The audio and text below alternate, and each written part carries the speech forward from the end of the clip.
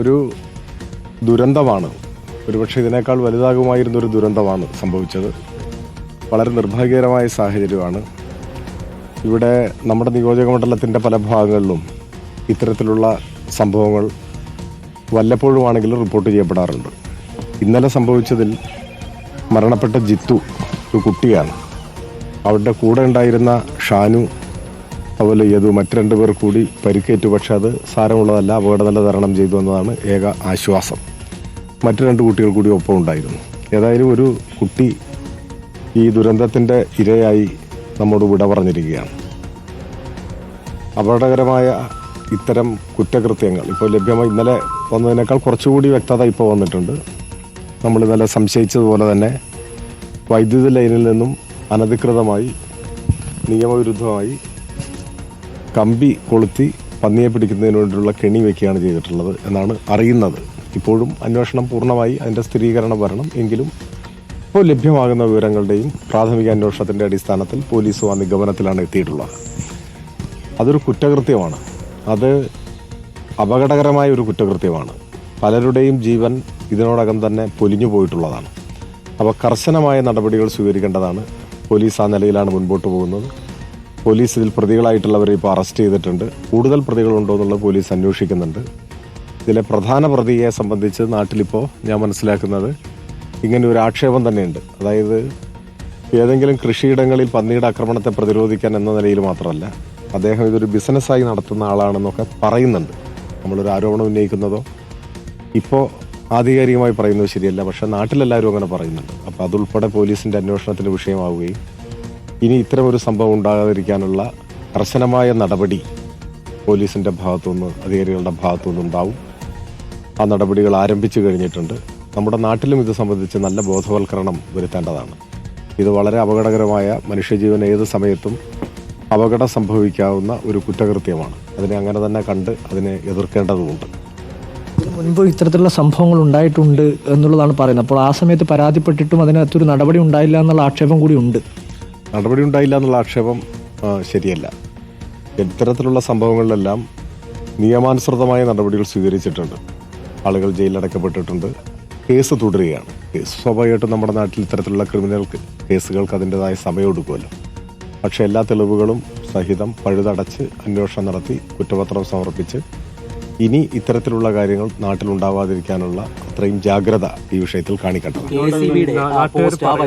മോഷണം നടന്ന വൈദ്യുതി പോസ്റ്റിൽ തന്നെ ഇൻസുലേറ്റഡ് ആയ ലൈനും ഉണ്ട്, അല്ലാത്തതുണ്ട്. അപ്പോൾ അതിന്റെ ആത്യന്തികമായിട്ട് എന്ത് ഗുണമാണുള്ളത് KSEBക്ക്? എന്നാൽ പിന്നെ മുഴുവനൊന്ന് ഇൻസുലേറ്റ് ചെയ്യുന്നതിന് പകരം ഒരു കമ്പി അല്ലാതെ നിൽക്കുകയാണ്. ഈ മോഷണത്തിന് വേണ്ടി വെച്ച സാഹചര്യം പോലെയാണ് തോന്നുന്നത്.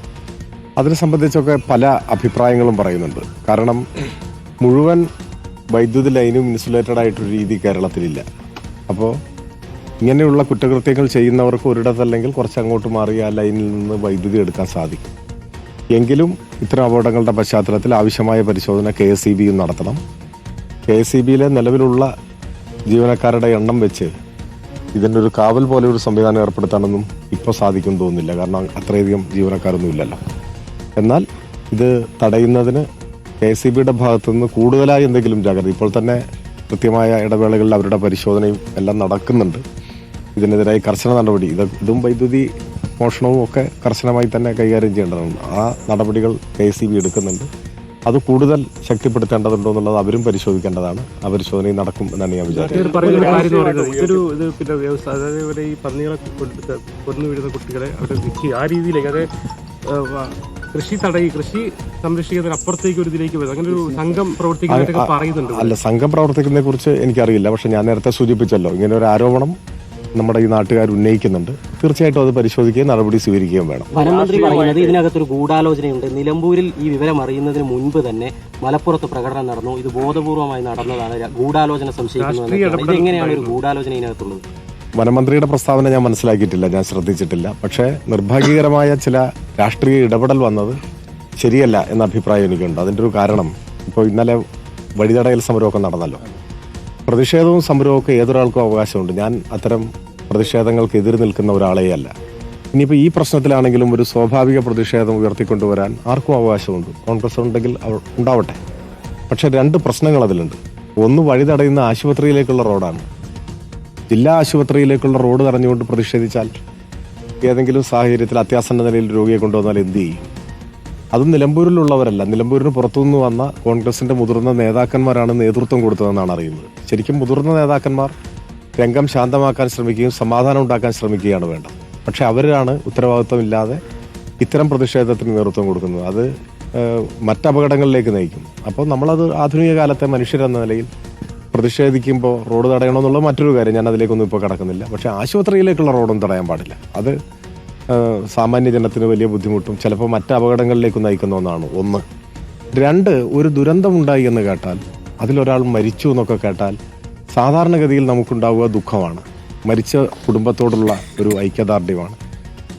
ഉറ്റവരെ നഷ്ടപ്പെട്ടവരെ ആശ്വസിപ്പിക്കാനാണ് നമ്മൾ ആദ്യം ശ്രമിക്കുക. ഞാൻ ഇന്നലെ ആശുപത്രിയിൽ എത്തിയിട്ട് ആദ്യം ചെയ്തത് ഇതിൽ അപകടത്തിൽപ്പെട്ട കുട്ടിയുടെ അമ്മയുമായിട്ട് സംസാരിക്കുകയാണ് ഞാൻ ചെയ്തത്. അവരുടെ കുടുംബാംഗങ്ങളുമായി. അതിനുശേഷമാണ് ഞാൻ മാധ്യമപ്രവർത്തകരോട് സംസാരിക്കുക പോലും ചെയ്തിട്ടുള്ളത്. ഒരാൾ മരിച്ചാൽ ആ ദുഃഖത്തിൽ പങ്കാളിയാവുക എന്നത് മനുഷ്യസഹജമായ ഒരു കാര്യമാണ്. അപ്പോൾ കൊടിയെടുത്തിട്ട് ഇറങ്ങണം, രാഷ്ട്രീയമായിട്ട് മുതലെടുപ്പ് നടത്താൻ കഴിയും, അല്ലെങ്കിൽ 2 വോട്ട് കൂടുതൽ കിട്ടിയാലോ എന്നൊക്കെ ചിന്തിക്കുന്നത് വളരെ ഹീനമായൊരു കാര്യമാണ്.